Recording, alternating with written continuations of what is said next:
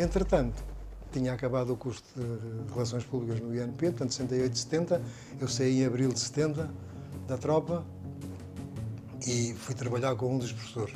Na altura, quando estava a chegar ao fim, falei com vários professores, com o Meli Sousa, com o Pedro Vicente e já não sei quem mais.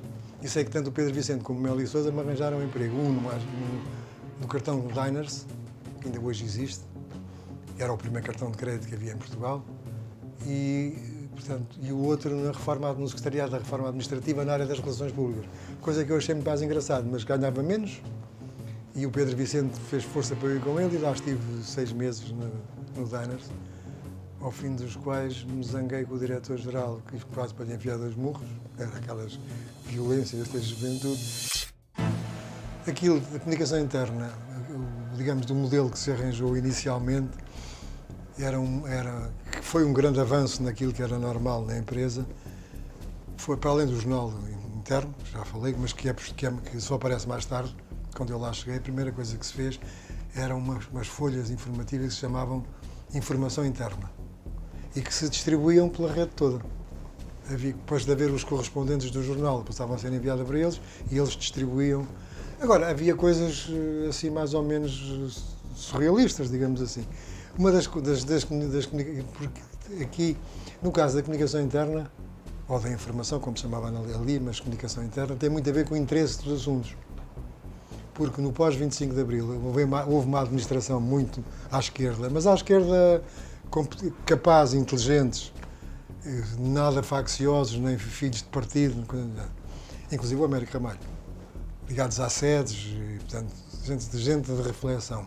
E a direção fez uma informação interna que foi a número 1 ou a número 2, que tinha 10 páginas, em que dizia o que é que ia fazer nos próximos 10 anos, investimento em material circulante, etc. E isso teve um consumo na empresa que se esgotou, foi a única que esgotou. E foi feita numa tipografia, como é que se chamava aquela coisa? Na reprografia, que eram os senhores offsets de escritório. E foi feita a verde. Como eu não tenho jeito nenhum para cores, e o Ramalho menos tinha, que era o verde da Legião. De maneira que aquilo saiu, ficou conhecida pela informação da Legião, e a partir daí passámos para a tipografia, para a Fergráfica, que tinha máquinas para imprimirem bastante melhores que aquelas. Havia a Sociedade Portuguesa de Relações Públicas. Uma vez que ainda eu não estava na área, quiseram fazer uma associação profissional, mas não era possível. O governo não deixava, por relações públicas, tinha umas ideias, o governo da altura do tempo de Salazar. E, portanto, criaram a SOPREP, Sociedade Portuguesa de Relações Públicas, que depois, mais tarde, foi transformada em APREP, Associação Profissional, e que se tentou fazer aí uma espécie de uma carteira, como têm os jornalistas.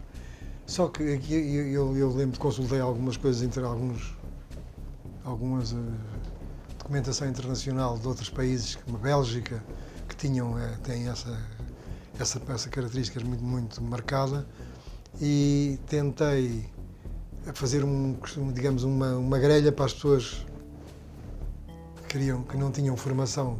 Quem tivesse formação entrava. Quem não tivesse teria que preencher aquela coisa. Logo na primeira reunião que houve, arranjaram um senhor que era comissário da TAP, tinha muito jeito para falar e que era porreiro, e portanto podia entrar. Dizia, não vale a pena que continuar. Então vamos ver. Para mim, a comunicação organizacional é toda a comunicação que se faz numa organização, mesmo para fora. A comunicação interna está dentro da comunicação organizacional e é aquela que tem um aspecto mais humano, mais do interesse das pessoas. Depois haverá uma comunicação técnica que será muito importante numa empresa como a APT, e será muito menos importante numa empresa que faz chouriços. Comunicação externa.